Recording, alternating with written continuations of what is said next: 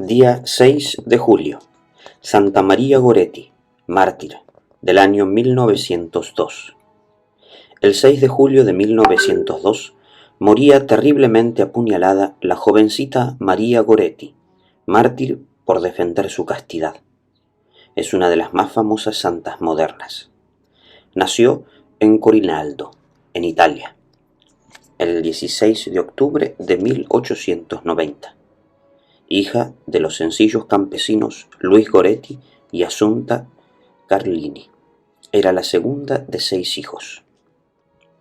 A causa de su pobreza, la familia tuvo que irse a vivir a unos terrenos pantanosos, cerca de un pueblecito llamado Neptuno, y allí los zancudos contagiaron de paludismo al papá, el cual murió cuando María tenía 10 años, dejando a la familia en total pobreza. El mayor de los hijos apenas tenía 13 años.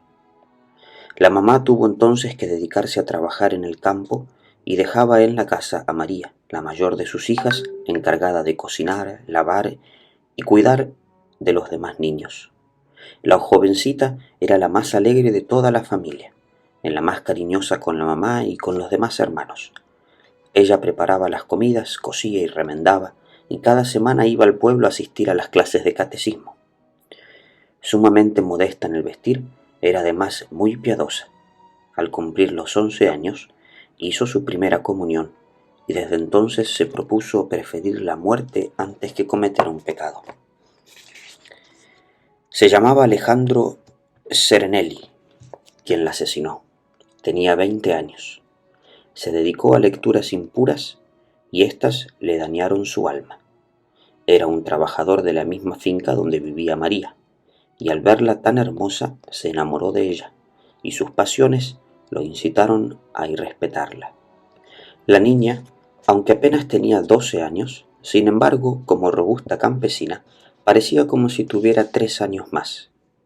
Y otras veces Alejandro había hecho propuestas indignas a la jovencita, y ésta las había rechazado valientemente. Él se sentía despreciado y como vencido por la fuerza de voluntad de la santa. Y el 5 de julio de 1902, por la tarde, aprovechando que la mamá de María estaba trabajando en el campo, el joven subió al segundo piso de la casa, donde la joven estaba remendando una pieza de ropa, y la invitó a entrar con él a una habitación. Ella lo rechazó, y el otro, a empujones, la lanzó hacia adentro. La niña gritaba pidiendo auxilio, pero él la ahogaba con sus fuertes brazos. Ella exclamaba: «No, no, es pecado. No, no, Alejandro, te irás al infierno. Prefiero morir antes que hacer lo que desagrada a Dios». Al oír esto, el atacante sacó un cuchillo y apuñaló brutalmente a la inocente joven. Ella cayó por el suelo pidiendo auxilio. El asesino le clavó todavía una vez más el puñal en la espalda y salió huyendo. 14 heridas le contaron después en su cuerpo a la niña los médicos al examinarla.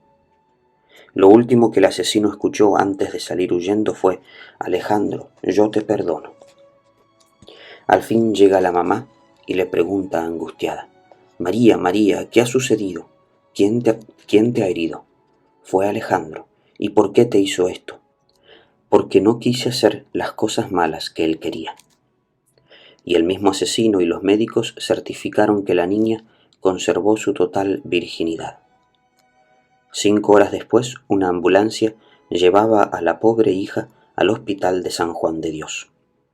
Por la misma carretera, unos policías llevaban encadenado a Alejandro Serenelli, distinto fruto de la educación que cada cual había recibido.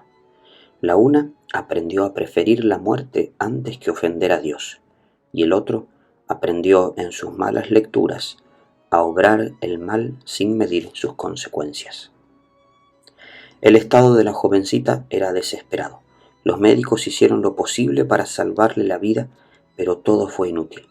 Sin colocarle anestésico, porque no lo había, le abrieron el vientre para operarla, y durante 2 horas la pobre víctima sufrió aquel atroz martirio. María tomó entre sus manos la medalla de la Virgen Milagrosa, que siempre llevaba al cuello, y va ofreciendo a Dios sus terribles dolores.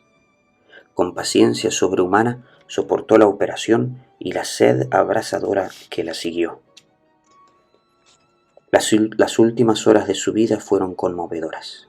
Recibió con emoción de niña inocente su última comunión y la unción de los enfermos. Narró que desde hacía tiempo tenía temor de una agresión de Alejandro, pero que no había dicho nada por no angustiar a la familia. Le preguntan si perdona al asesino, y ella responde: sí, lo perdono, por amor a Jesucristo, y deseo que un día pueda ir él también al cielo. Luego empiezan los delirios de la altísima fiebre. Grita asustada, como tratando de defenderse de Alejandro. Luego invoca a la Virgen Santísima y recobra la calma. 24 horas después de ser atacada, murió santamente. La mamá, el santo cura párroco, una noble señora española y 2 religiosas italianas habían permanecido toda la noche junto a la cama del agonizante. Su muerte conmovió a las gentes de la región. Sin distinción de clases sociales, todos quisieron asistir a su funeral, que resultó solemnísimo. Alejandro fue condenado a 30 años de prisión. Al principio renegaba y no daba muchas muestras de arrepentimiento. Más bien lo que sentía era rabia y desilusión por haber cometido semejante error que tantas penas le costaba. Pero en 1910 tuvo un sueño. Vio que se encontraba con María Goretti en un bellísimo jardín, donde ella estaba cultivando hermosas rosas, y que la niña le decía que él también podría ir un día al paraíso. Esto lo transformó por completo. Se confesó, empezó a comportarse sumamente bien en la cárcel y a ofrecer sus oficios y sus sufrimientos por sus pecados.